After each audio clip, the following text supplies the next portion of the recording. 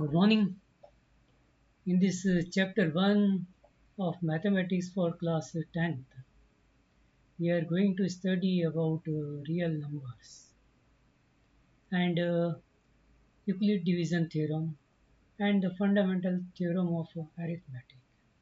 We'll also study how the fundamental theorem of arithmetic can be used to prove that a particular number is an irrational number.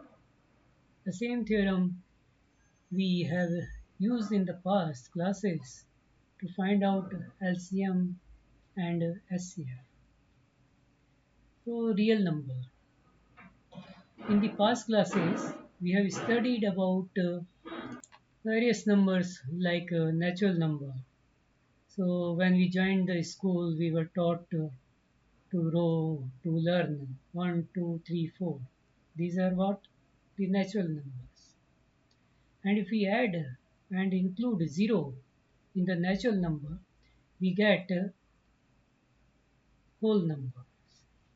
Then we have also studied that the numbers are not only positive, but there are also negative numbers.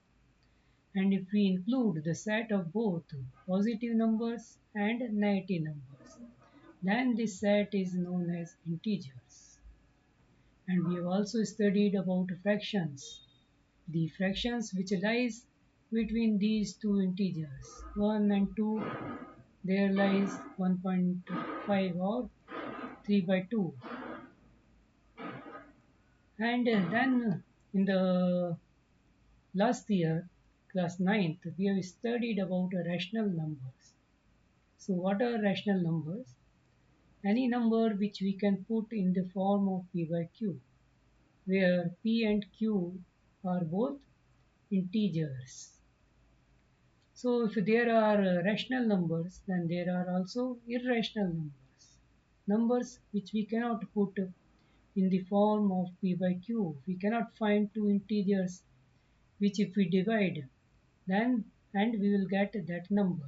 Those numbers are irrational. The complete set of these numbers is known as real numbers. So if there are real numbers, then are there any imaginary numbers? Yes. So what are imaginary numbers?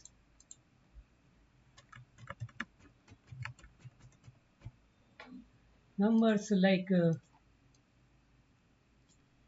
root of minus 2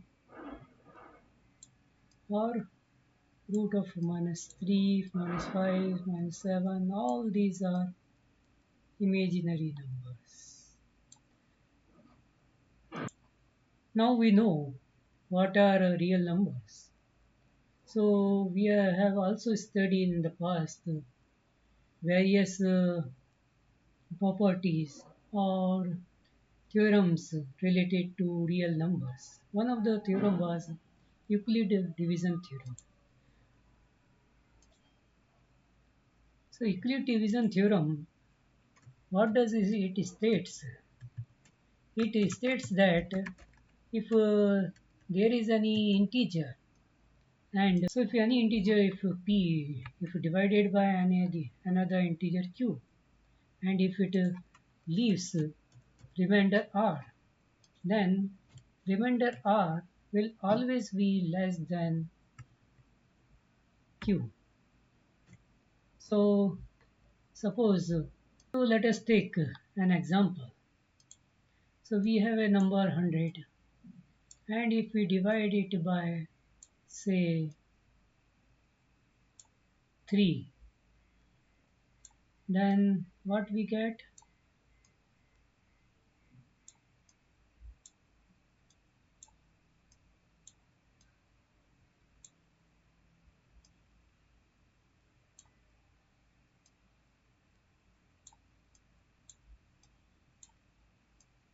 So we get a remainder 1, and it is less than our divisor 3.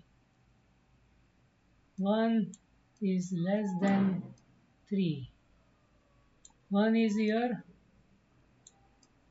remainder, and 3 was your Q, the divisor. So this is what is Euclid division theorem. Now we are going to study in this chapter about fundamental theorem of arithmetic. So you see, Euclid division theorem, it deals with division. That means it deals with properties of division. But fundamental theorem of arithmetic, the fundamental theorem of arithmetic, it deals not with division but with multiplication.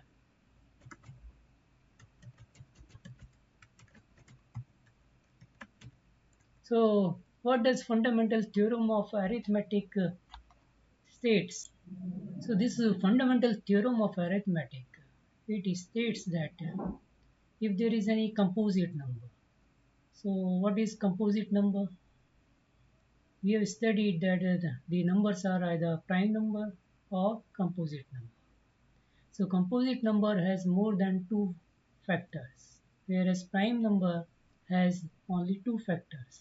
Number one is the factor and the number itself, like number 13, like number 17, like number 19. They have only two factors. So these are prime numbers. Whereas composite numbers like number 15, 20, 25, 18, these numbers have more than two factors. So these are numbers are known as composite numbers. So fundamental theorem of arithmetic states that any composite number can be expressed as the multiplication of prime numbers, and this multiplication or this product is unique in the sense that you cannot find any other set of prime numbers which if multiplied or whose product gives that same composite number. So this is what is the fundamental theorem of arithmetic. So if we try to understand it in simple words, so we take an example with a simple example, like we have 30 as a number. So this is not a prime number. So 30 can be expressed as a product of prime numbers. So we find the factor of 30. How to find the factor of 30? We have studied in the past classes that there are various methods to find out the product. One is the tree method. So here we find the factors.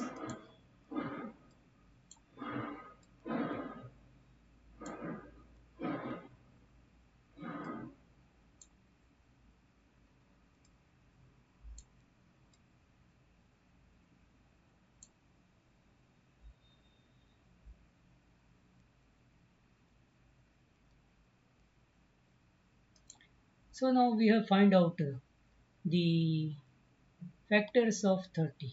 30 is our composite number. So we get a factor 2, 3 and 5. So 30 can be expressed as product of three prime numbers 2, 3 and 5. These 2, 3, 5s are prime numbers. And what the fundamental theorem of arithmetic says is that the order or the set of these prime numbers is unique. What does it mean? That we cannot find any other set of prime numbers which if we multiply and or which we or whose product will give us 30.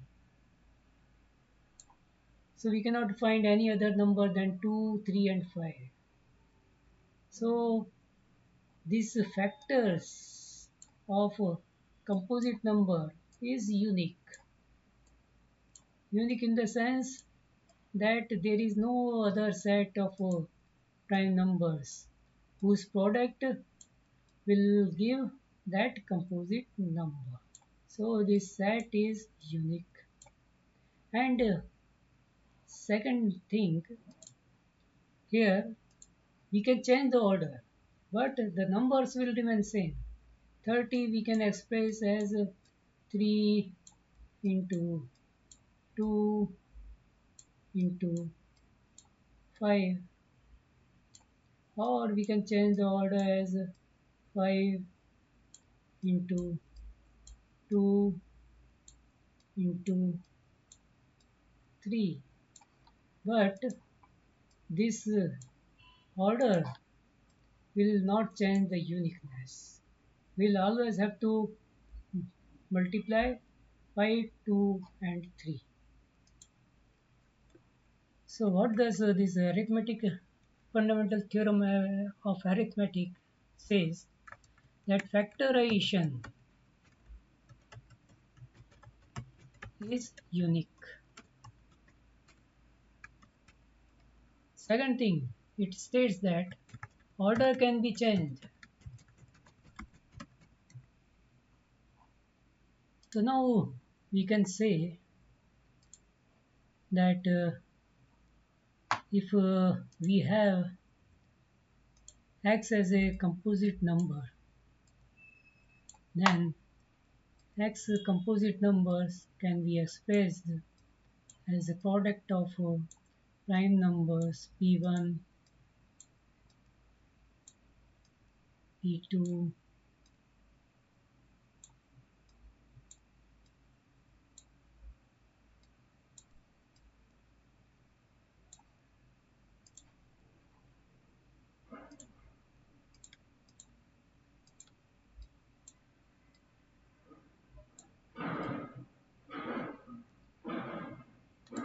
so this composite number has p1, p2, p3 up to pn as the factors, and p1, p2, p3, p4, pn, all these are prime numbers. And this set of p1 to pn is unique. So this is what is the fundamental of arithmetic. Now we see how we can apply fundamental theorem of arithmetic to find out LCM and HCF of two or more than two numbers. This we have learned in the past classes without knowing that we were applying fundamental theorem of arithmetic to find out LCM or HCF. Suppose we have two numbers, number 6 and number 20. So how did we use to find their LCM and HCF? First we will find their factor. So the factor of 6 are 2 and 3. So these factors have to be prime numbers. Prime numbers. So we cannot say that 1 and 6 are the factors. So we'll write as 1 and 2, 6. We have to find out prime factors. So we'll find prime factors of 20. So prime factors of 20 are 2 into 2 into 5. Now, how did we find LCM and HCF? So what is LCM? LCM is the greatest power of the prime factors.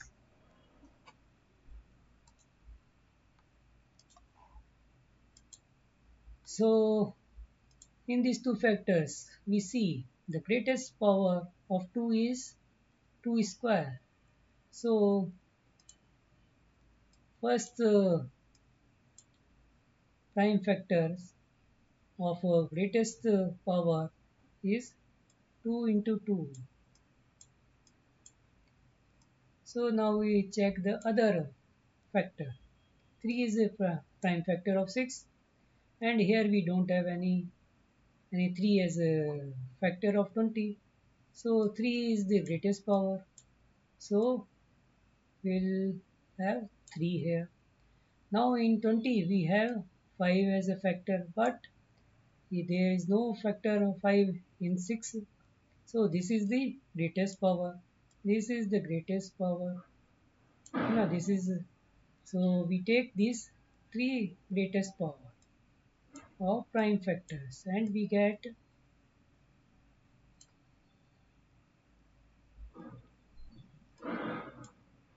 60. So this is the LCM of two numbers 6 and 20. So this is to find out LCM. The same way we can find out HCF. So what is HCF?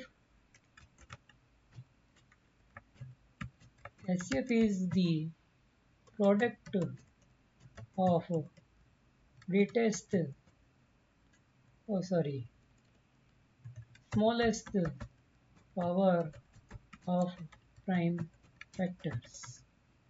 So it is just opposite of LCM. So to find out HCF, we have to find out the smallest power of the prime factor. So we start with first factor 2. So here we have 2 as a factor, here we have 2 as a factor. So what is the smallest power? Is 2. So we take 2. 3 is the factor here, and here we don't have 3 as a factor. 5 is a factor here, but here we don't have 5 as a factor. So we have only this. The smallest power of prime factor is 2. So we have 2 as the HCF. You will say that how why the 3 is the smallest power here. So why we didn't take 3 as a common factor here? See, here if we take 3, then the smallest power of 3 will be 3, 0. That is 1. And why we didn't take this smallest power of 5 to count HCF? Because if we take here 5, then we have to put the power of 5 as 0, that is 1. So anyway, the smallest power will be 5, 0. Here smallest power will be 3, 0. So it will anyway be 2, 3 to the power 0 into 5 to the power 0. So it doesn't mean anything. So that is the reason that we have not taken these 5 to the power 0 and 3 to the power 0. We take the common factor now, which has the smallest power. Now we go to theorem 2 of a fundamental theorem of arithmetic. So it states that if let p be a prime number,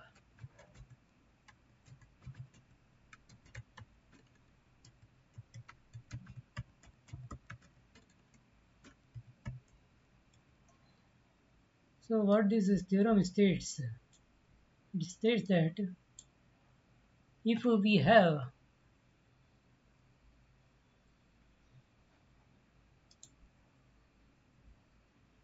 that if this prime number p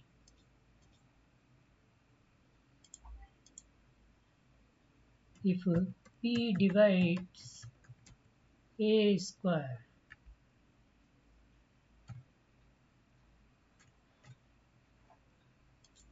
so if p divides a square, then the theorem states that p also divide a. or P is also a factor of A.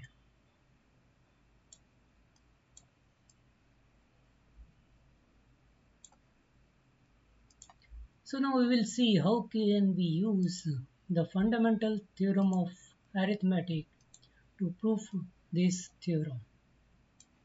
So let us suppose that these are the prime factors of A, P1, P2. So these are the prime factors of A. So now we can express the A square as a product of these prime numbers. So we can express A as we have find out the prime numbers of A. We found out that P1 to Pn, these are the prime numbers or prime factors of A. So now A square, how can we write A square as a product of its prime factor? This is A, this is another A. So if A, what it says that's so P, it divides. This is a some number P. If it divides A square, it is a prime number. So then it must be one of these factors, either P1, either P2, or P3, or P4, or a dash dash dash Pn. So P must be one of these factors. If P is one of these factors, then P of course divides.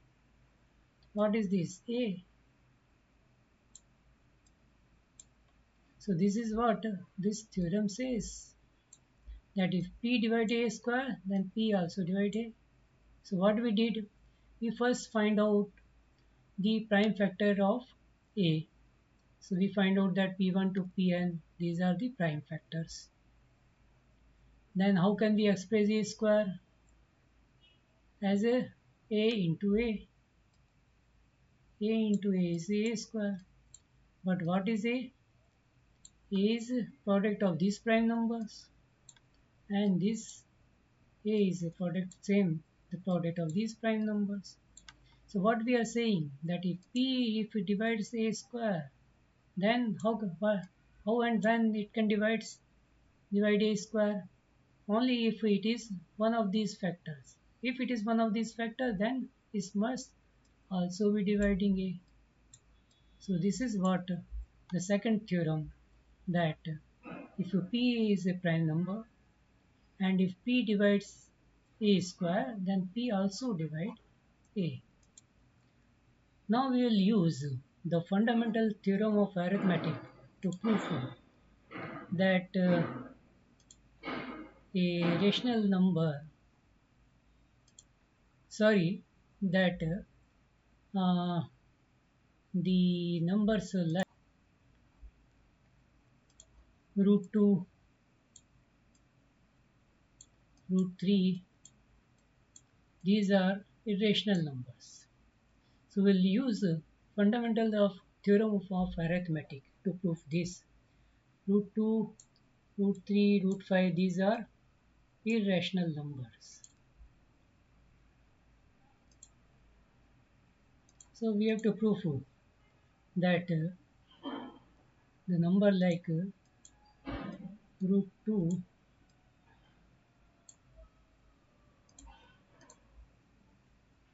is an irrational number. So how can we prove this?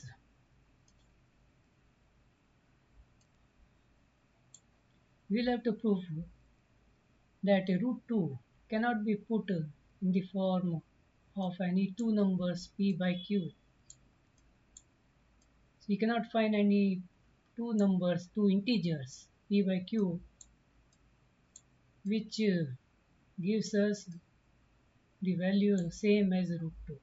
So we cannot find a integer p which if we divides by q will give the same value as a root 2. This is what we have to prove. from the fundamental theorem of arithmetic. So let us assume that P or Q, these are the two integers, and Q is not equal to 0. So we start with the contrary. We assume that we have found two integers P and Q, which if we divide will give the same value as that of root 2, and Q is not equal to 0, of course.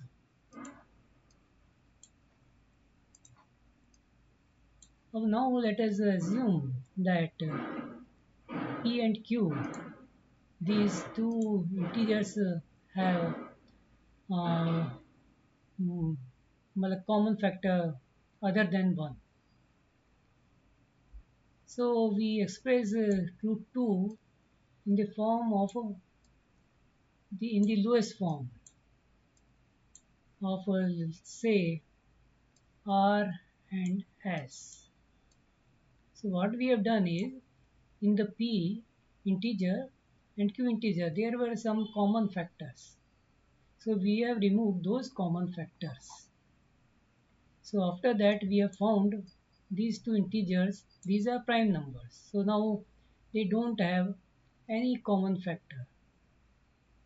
So these are, if they are have no common factor, then they are known as coprime.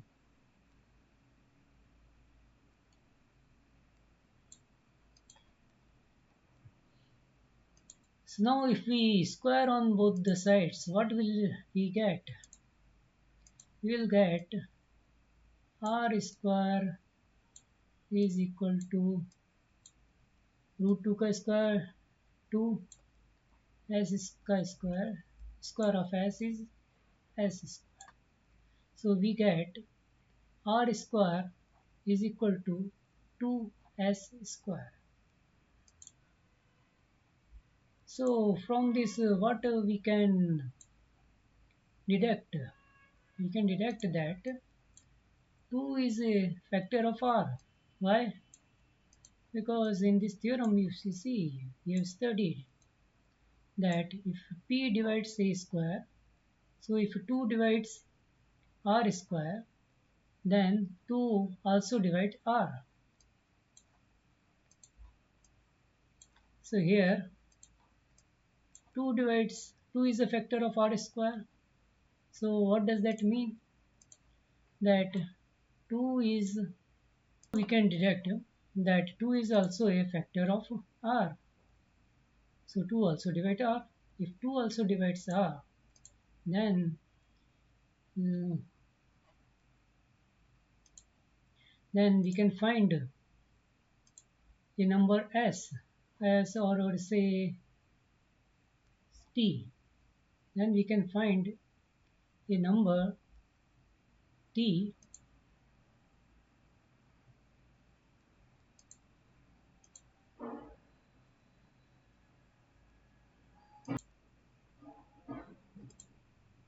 such that r is equal to 2 into t. Because from this we get that 2 is a factor of r. So 2 divides r. So r is 2.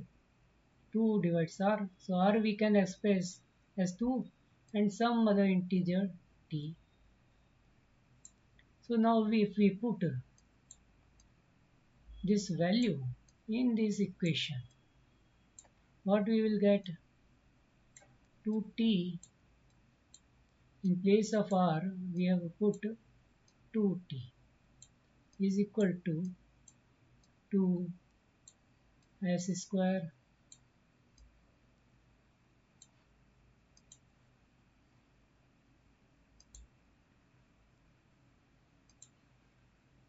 so this gives us a value for t square is equal to 2s square. That means 2t square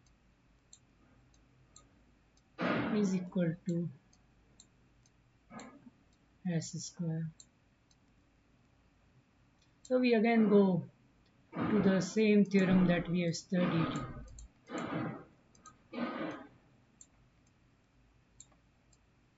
If p divides a square, p also divide a. So from here what we can say, that if 2 s square is equal to 2t square, that means 2 divides s square. 2 is a factor of s square. That means that 2 divides s square. So 2 also divide s. So 2 also divide s. So now what we are getting here. If you see that 2 is a factor of r, and here we get 2 is a factor of s. But what we had assumed? We had assumed that r and s are co-prime, that they don't have any common factor. And if we assume that p by q is equal to root 2 or r by s is equal to root 2, then what we get? 2 is a common factor of r and s. So which is not correct. It is against our assumption. That means that we cannot find any two integers p by q which can express root 2, or any integer p and q. If we divide p by q, we get a value root 2. We cannot find any such integer. So this our assumption is wrong. Hence root 2 is an irrational number. The same way we can prove that root 3 is an irrational number. We have to follow the same procedure. We will have to assume that root 3 is, we find p and q two integers now, which gives the value same as root 3. And if there are some common factor, then we remove those common factor. So we get prime numbers r and s such that r divided s is equal to root 3. So we follow the same procedure.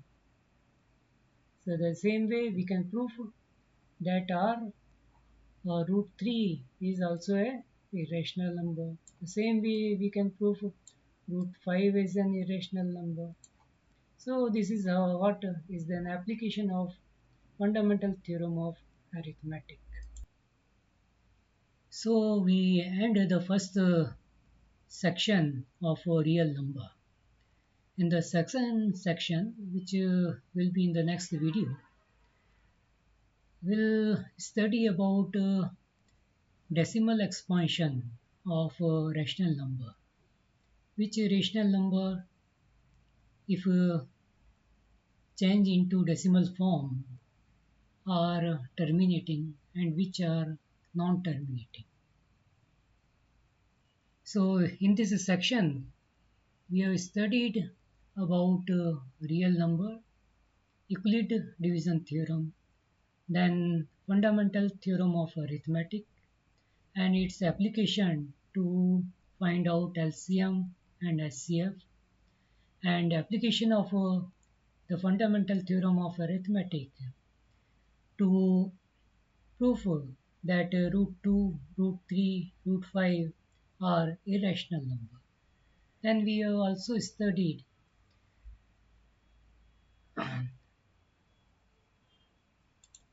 some related theorems. Thank you.